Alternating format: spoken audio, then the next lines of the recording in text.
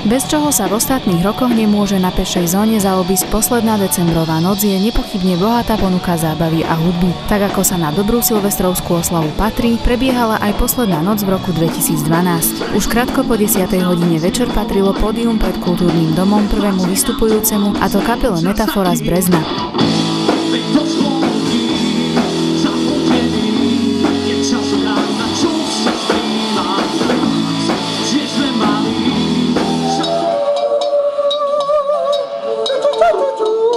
Minuloročné pôsobenie v silvestrovskom programe si zopakovala známa humoristická dvojica Robo Kaiser a Peter Meluš. Typickými hudobno-zábavnými vstupmi skrátili schádzajúcim sa partizánčanom chvíle do príchodu nového roka.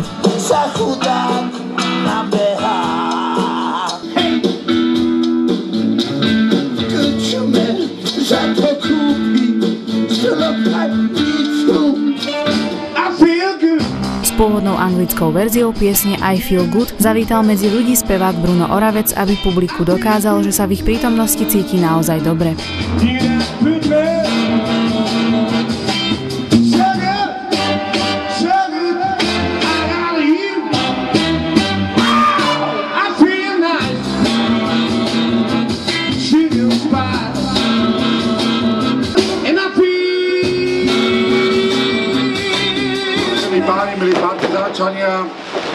Silvestrovskú náladu sa spolu s občanmi rozhodol zdieľať aj sám primátor Jozef Božik, ktorý sa na pódiu objavil krátko pred polnocou. Vo svojom príhovore pripomenul partizánčanom zaujímavú skutočnosť.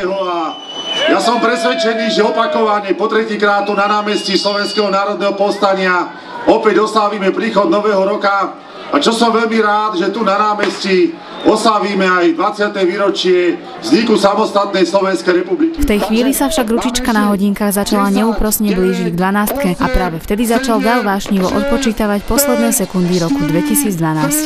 3, 2, 1, vítaj nový rok 2013, vítaj aj tu v Partizánsku. Keď z reproduktorov zazneli tóny slovenskej hymny, privítali partizánčania rodiaci sa rok 2013 ohňostrojom, ktorý sa tento raz spustil zo strechy Úradu práce, sociálnych vecí a rodiny.